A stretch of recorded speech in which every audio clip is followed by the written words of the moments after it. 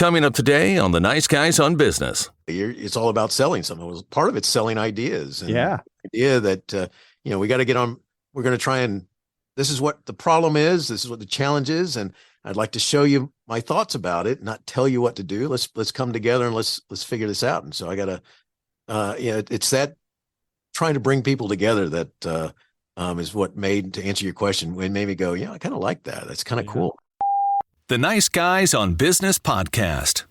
They're going to need a bigger boat. Go from where you are now to where you could be. Get expert tips to grow your business, to be more productive and more efficient, whether you're trying to build influence, grow your community, or make it rain. Best-selling author of Nice Guys Finish First, Doug Sandler, can lead the way. The Nice Guys on Business is produced by TurnKey Podcast Productions. Now, here's your host, Doug Sandler. With a level of passion only surpassed by his 4 decades of experience as an educator in Georgia, Dr. Steven Miletto, I'm going to call him Steve from now on, has served his community well as a teacher, as an assistant principal, and a principal. Now, as a content creator, you can see and hear Steve as his on his Teaching, Learning, Leading K through 12 podcast. Did I say that right? Teaching, Leading, Learning, Leading. There's a lot of alliteration going on in there. Did I get it all right, or did I mess it up? Oh, you got it. It's Teaching, Learning, Leading K-12. Okay. Well, you say it fast because you've done it 500 plus episodes of the show. I'm looking forward to chatting with him here on the Nice Guys on Business. Steve, welcome to the podcast. Thanks so much. I appreciate it, Doug. This is awesome. I love having you here. I think I met you through another show that we produce through R. Blank in his Healthier Tech podcast. And when I was producing that episode, I'm like, oh, this is a really cool message. And you have a particular angle that I really like, and I thought it would be great to have you. But I want to start with something that's really important. Can I start with something real important to me? Makes sense to me. Let's do it. On your Instagram profile picture, you have, is it a steelhead or a rainbow trout? I can't see what kind of fish that is. Nice. That is a king salmon. Oh my gosh. Where were you when you caught that? It's in Alaska. I was up in a very remote place where you had to get there up on the, I'm trying to think of the name of the river right now, but we were just in this encampment where it's just the guides and the people there fishing, and did that for about 5 days. And that was a blast.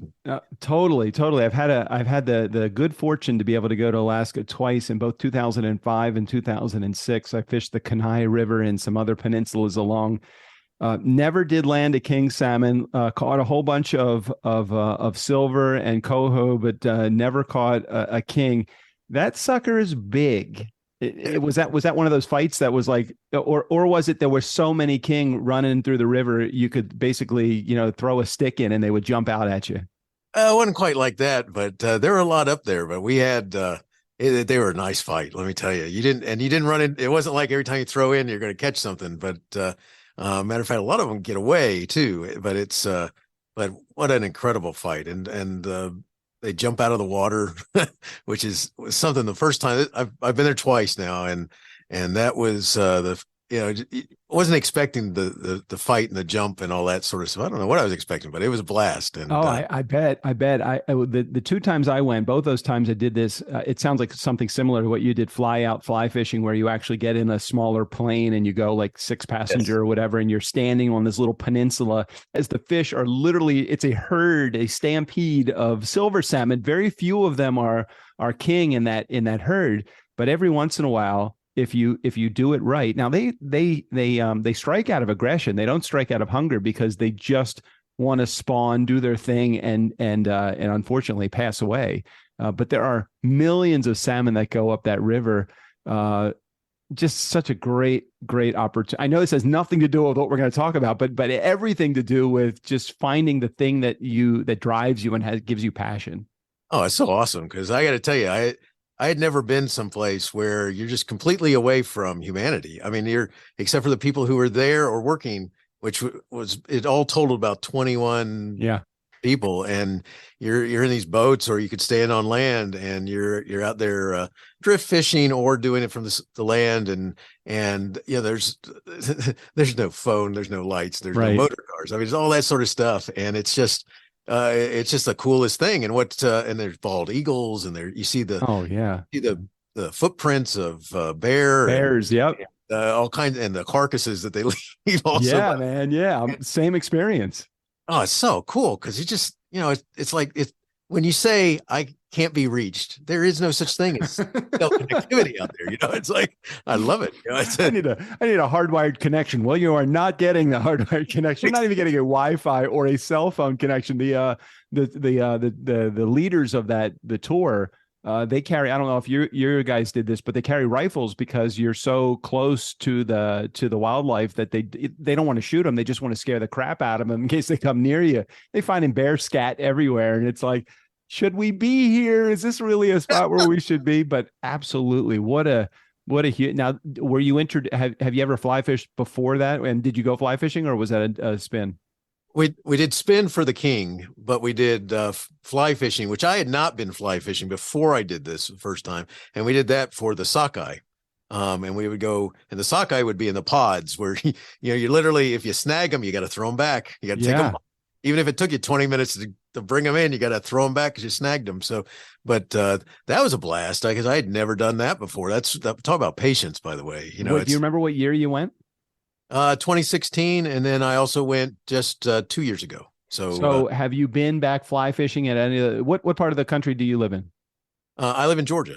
Okay, so in Georgia, you can go to the mountain streams and do some fly fishing for some brook and rainbow and brown trout, but you don't have the same experience. But have you been fly fishing since Alaska? No, I haven't. It's not. I think I don't know. In Georgia, I've been a little outsmarted by the fish. I think is the best way to put it. Well, there's so much pressure on them for the population. There's a huge population in the part of the country that you're in, and it's really hard to sneak up on them, even if they are, if they're farm raised fish. It's just not. It's not easy. They're ready for you as soon as they see your fly hit the river.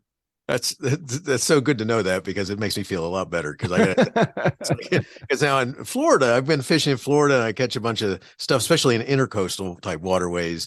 And I just think they're either hungry or something, but or they're just not smart enough. I don't know what it is, but I catch a little more of them. No, and I appreciate you sharing some of that Alaska story. It brought me back to, like I said, 2005, 2006, when I fell in love with fly fishing and have been a million times since then. I spent many, many, many opportunities on the East Coast back in Pennsylvania, where around where I'm from. I live out in California now, haven't had a chance to go fly fishing in a couple of years, but absolutely love it. So thanks for sharing those stories. I'm afraid we're out of time though. We have episodes, all right, nice. Episode's over, man.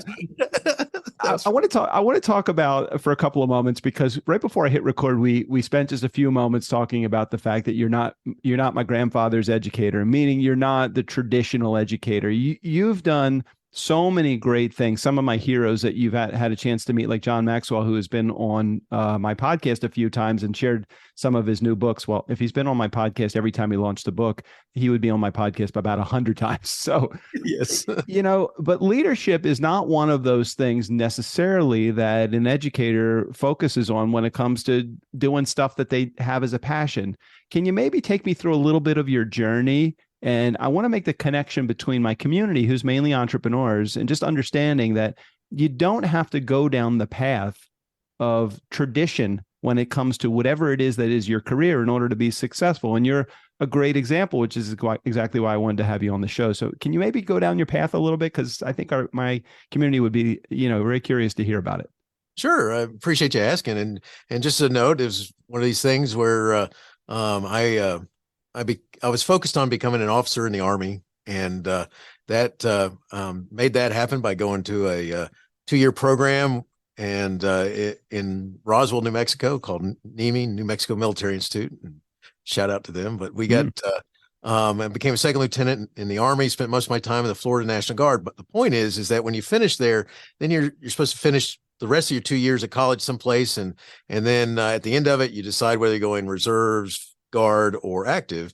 And I was planning on going 20 years active, and wow.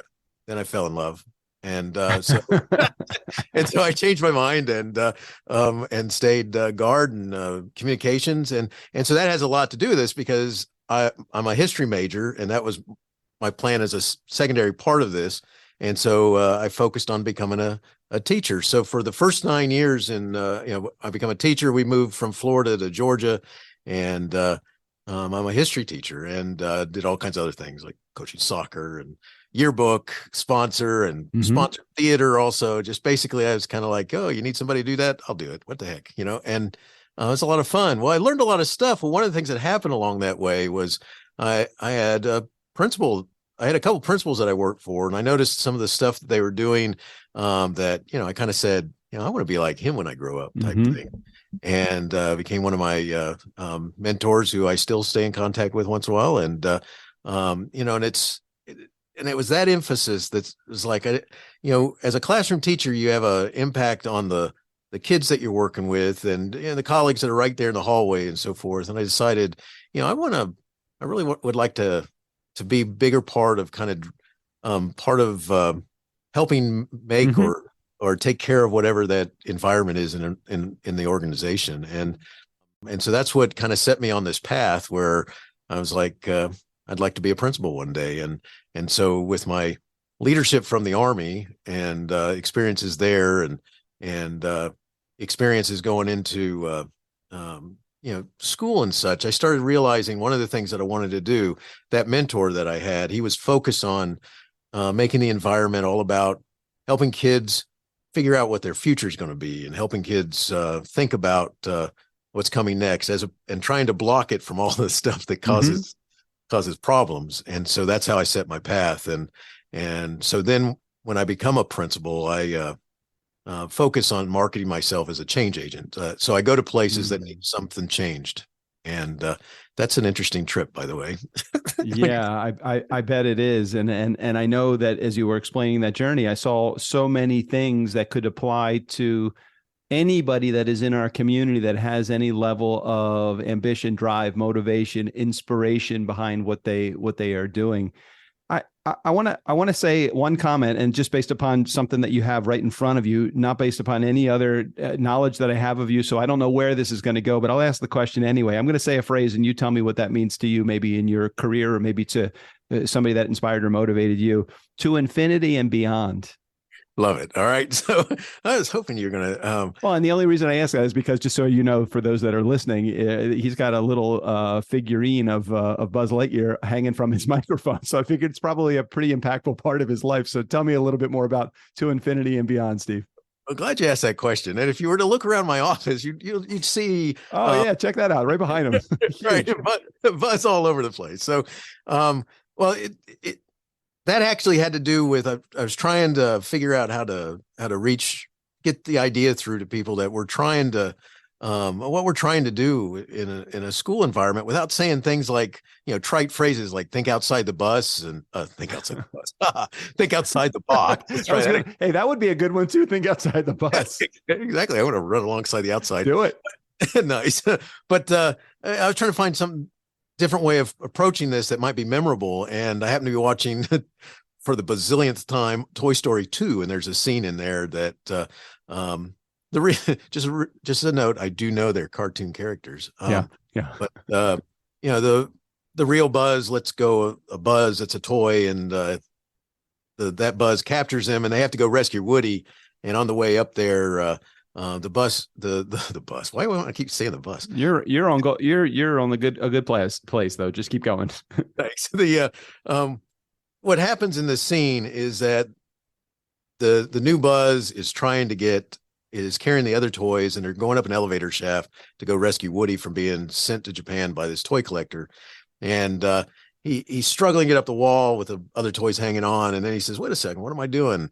And he realizes he could fly, or thinks he can. And he pushes a button and says, "I'm going to let go of the wall." And they're like, "No, don't do that." And he pushes the button and he lets go of the wall, and they fall at first. But of course, the elevator's coming up, saves them. And they go upstairs, up to the upper flight, and then they go on to save Woody. Well, my point is that that's why I have Buzz all around. I used this as a way of talking to my parents, the students, the teachers, anybody and everybody who I would be talking to. I would show them this clip, and I would say, "This is what this is what we're really trying to do." Because if we think of the elevator walls as Buzz's excuse for not being able to succeed, he had to let go of that wall so he could be successful and help Woody capture, get out of the evil toy collector's hands. So far I've heard two people, figures, characters that inspire you, John C. Maxwell and Buzz Lightyear. Who else inspires you, Steve? Oh, I got a bunch of them, but with along with Maxwell and Buzz, we also have Pat Lencioni. I think he's amazing. I have I think it's somebody else who I've read so much of what he talks about and does. Seth Godin is another one. I can't get enough of his writings. It's I have a whole slew of them, and I'm trying to. Oh my gosh! No worries, man. No worries. I know I put you on the spot with pretty much every one of these questions that I had. You can look around and find a book that inspires you. Do you read a lot? I'm just curious. As an educator, I would think that you always have an open book, whether it's a biography, a history lesson, or even some fiction. Do you read a lot? I read a lot. I have. I'm constantly finding my own to read. I like to read leadership books and ideas about the way organizations can work better, and good ideas about that. And so I do a lot of reading there. I read for my podcast. I read a lot of authors' books that they're getting ready to come on, and then I also like to read fiction books. Currently I'm in the world of if you know who Timothy Zahn is, he's a Star Wars writer, and he's created this awesome character called Thrawn, and I can't get enough of that character. But also I read other fiction, like anything that has a character that's going to get in a lot of trouble and then have to get out of it or to solve that problems. One of my favorites is Lee Child has a character named Jack Reacher that I love. So, but good stuff. What scares the bejeebers out of you? There's got to be something. Now you've had some, if I remember correctly from your episode with R, you've had some illness in your past, haven't you? Yes, I have. I had this last year. It was almost a year. Well, it's over a year ago now. It was February 1st. I had surgery to remove a tumor from my head, from my brain, and the good thing is not cancer. It was it's something that they're not really quite sure why it happens, but they had to remove it because otherwise it would cause me to lose control of to basically have symptoms like someone who has a stroke or something like that. Mm-hmm. As it is, I lost the hearing in my right ear, and as a result of it, and they knew that going into it that I would not have that coming back out. But getting ready for my just past 1 year checkup, so I'm hoping that goes well. Yeah, man. Well, it's Godspeed and health to you, and I know that whatever God has in store for you, you got the gumption to go through it well and swimmingly and with a positive attitude, which is again another reason why I wanted you on the show. I said this is just a positive guy. So many of life's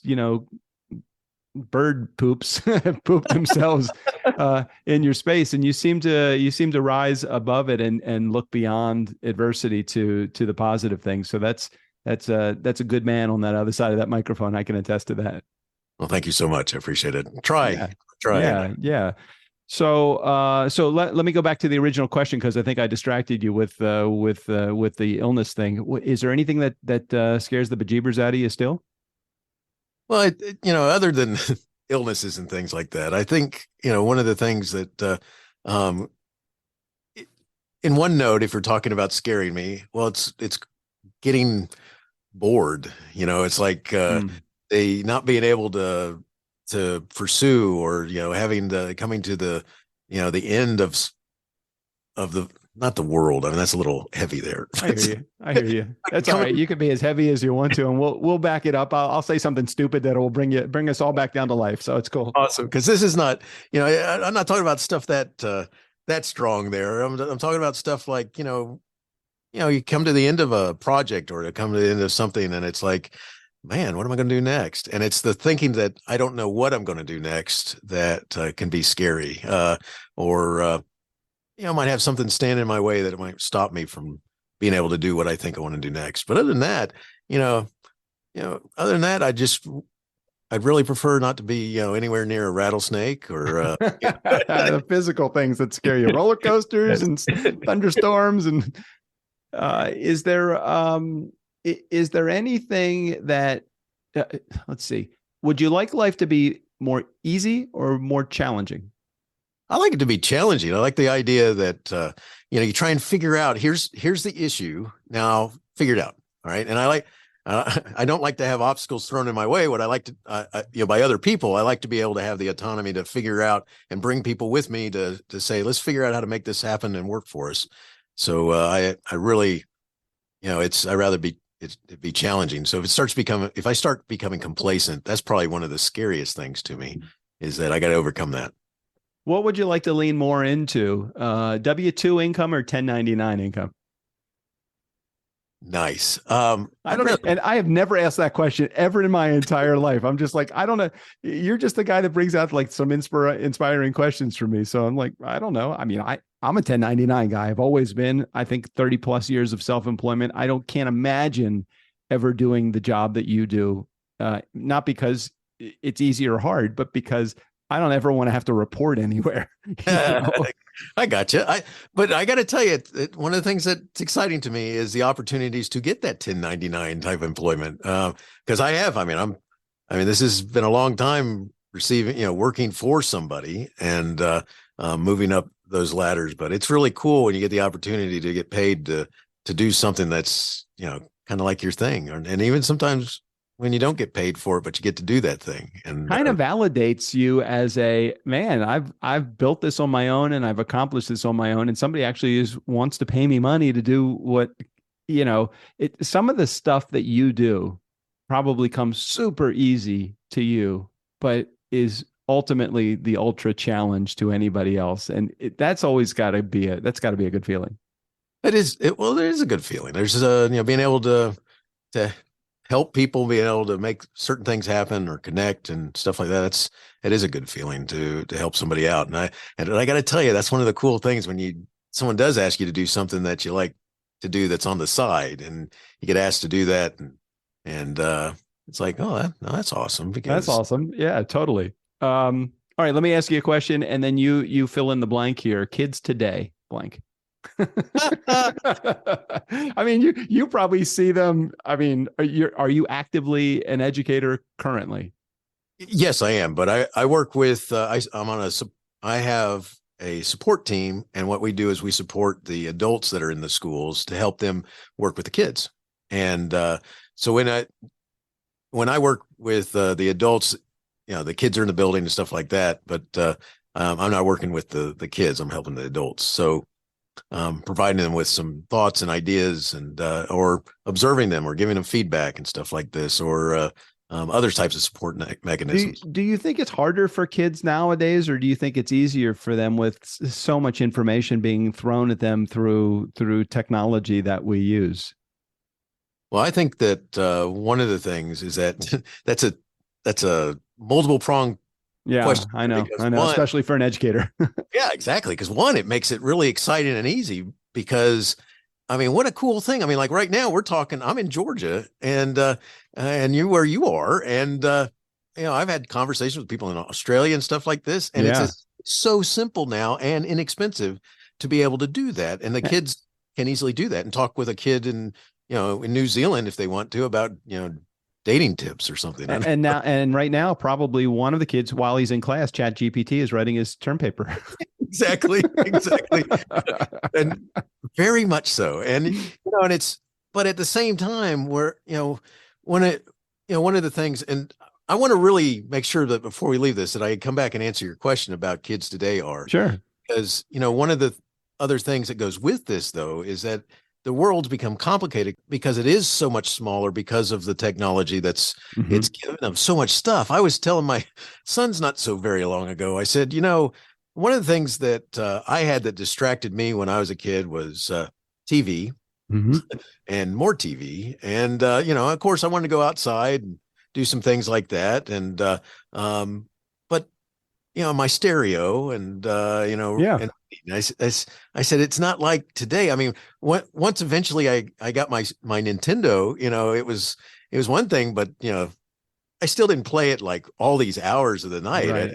Well, there was no online access at that point. It was literally a cartridge we were putting into the Atari or Sega Genesis or whatever, Commodore 64, and that was playing the game with us. But there was no other people playing the game with us unless they were sitting right next to us. Exactly. And I think, and so there's so much stuff out there that it's like, I think that in itself is what helps to create this kind of loneliness or disconnectedness, because they become so absorbed into trying to figure out what this is or that is, and I'm supposed to like this, or I'm supposed to like that, or people are watching me, and seriously are that online and stuff like that. Right.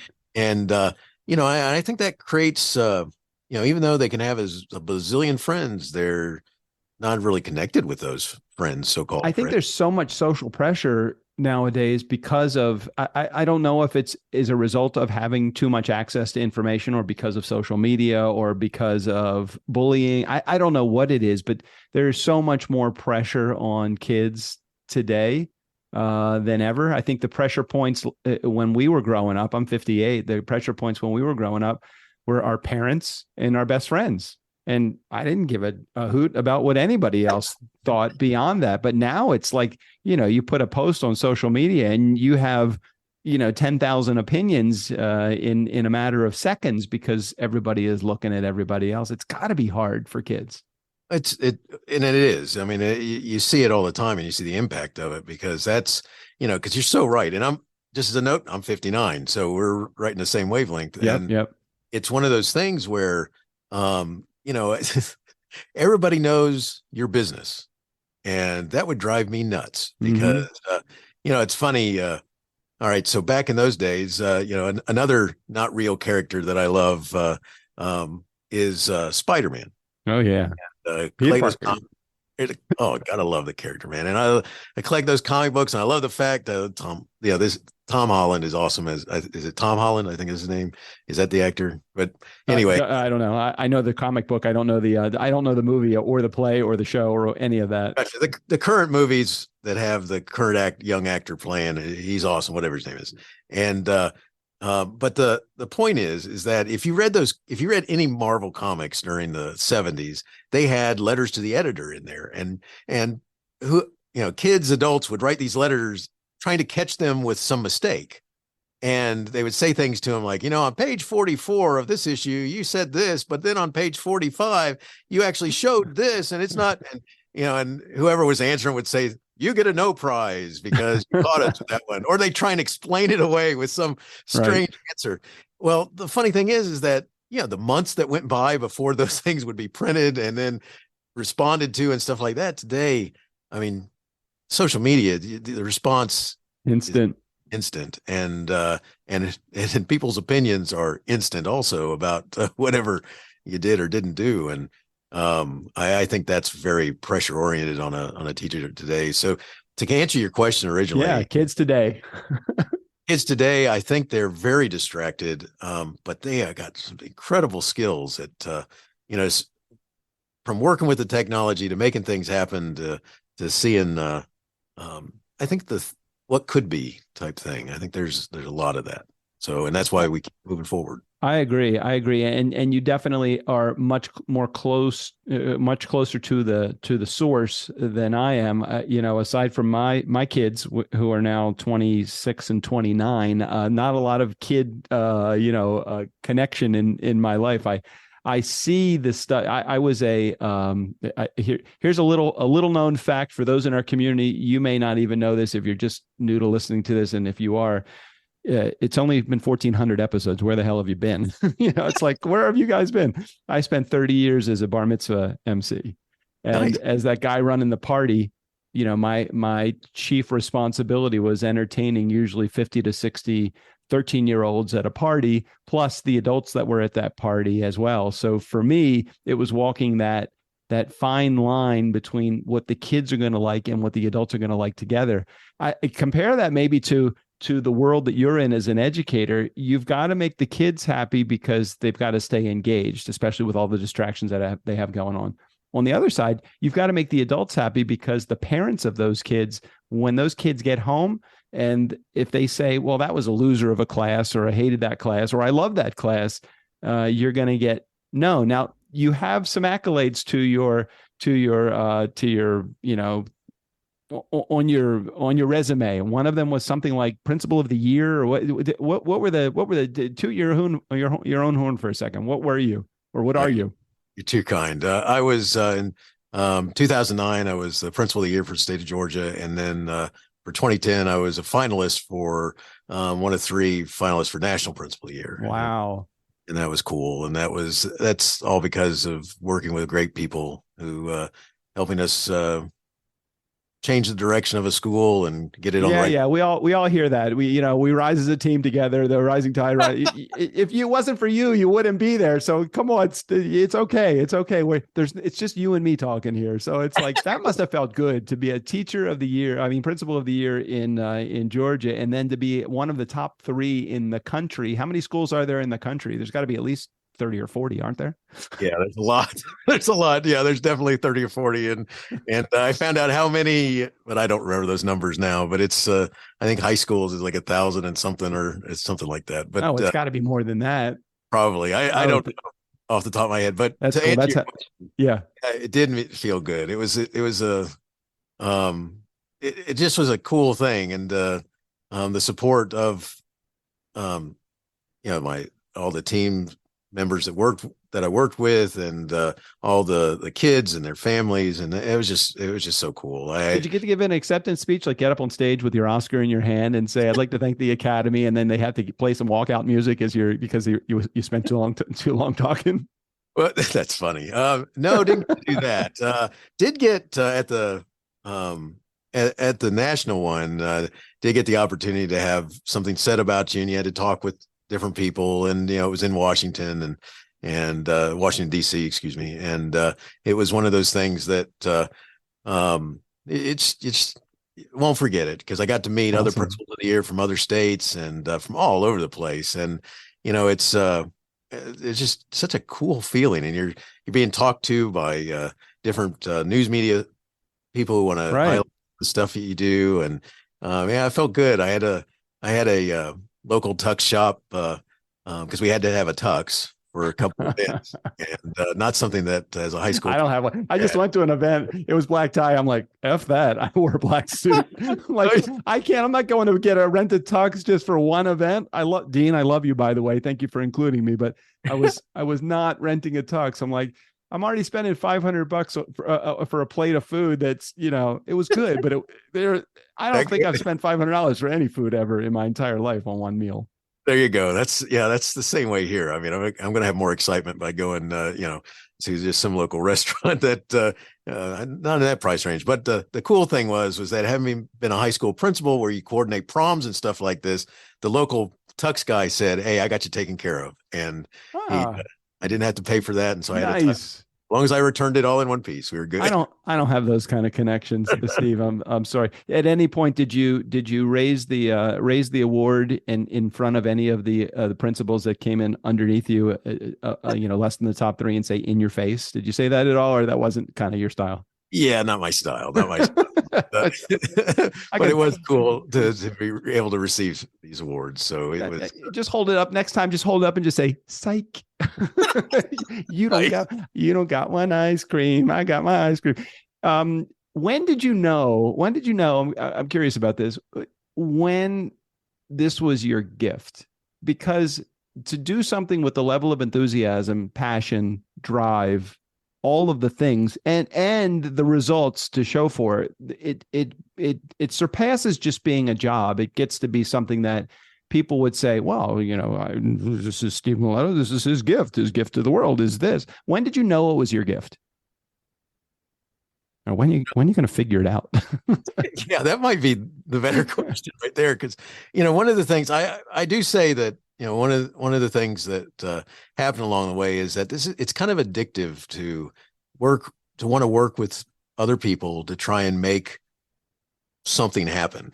And that's what this is, because it's very addictive and we can go back to when I was an assistant principal at a high school where you had to get, you're trying to pull people on board to an idea to help address this change or this challenge trying to make a change, trying to Mhm. address the challenge. And it's probably back then where as you start realizing, I can get some people to work together with me, and we can try and take on the same challenge and figure it out. And it doesn't take yelling and screaming. It doesn't take Yeah. none of that stuff. And you just have to figure out what works. And so once you become a principal and you do stuff like that, or at other levels, and it's that's where it's very addictive, because as a principal, what you're really trying to do is and this is one of those books. One of those people I left out earlier was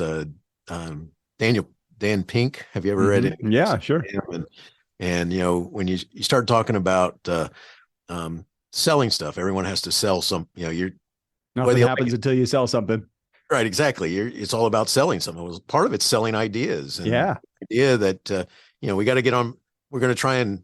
This is what the problem is. This is what the challenge is, and I'd like to show you my thoughts about it, not tell you what to do. Let's come together and let's figure this out. And so I got to, it's that trying to bring people together that is what made, to answer your question, when made me go, I kind of like that. That's kind of cool.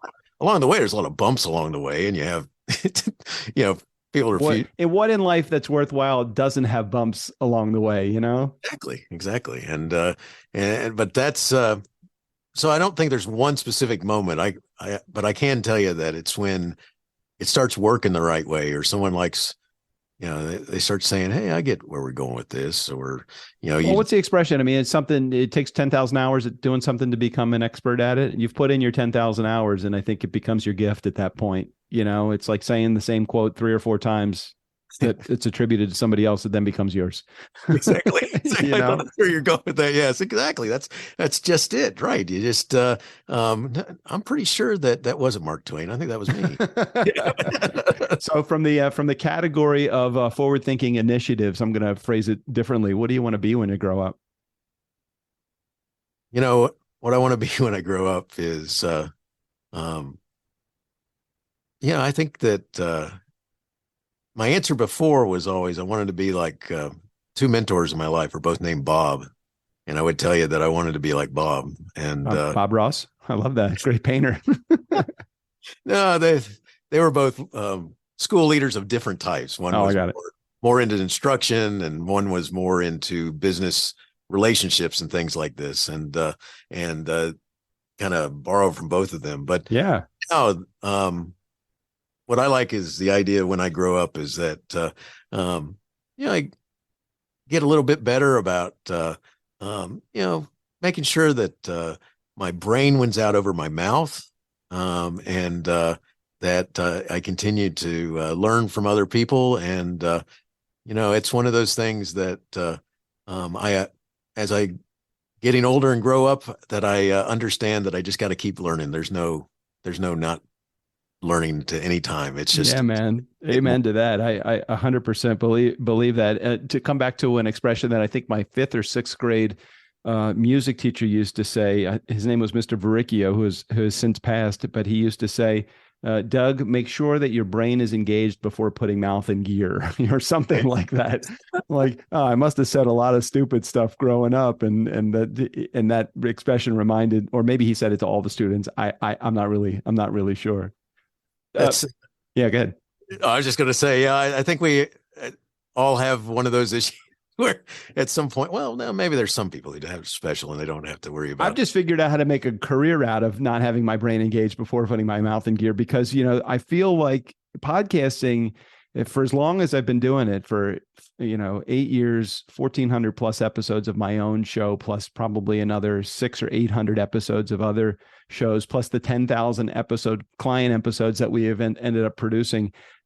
There's no filter anymore. It's whatever is in my brain. It comes out of my mouth and I start talking. And I figured out, Mr. Varicchio, God rest your soul, that I do not have to put my brain in an engaged mode before putting my mouth in gear. As a matter of fact, I think that's what makes me somewhat unique in the podcasting space. There is no filter, so there is no worry about judgment out there. Because if somebody doesn't want to listen to my show, there's a million other shows. Go listen to somebody else's. You don't have to listen. Go listen to Steven's. I'm sure he's much more refined on his show and probably a lot more polite as well.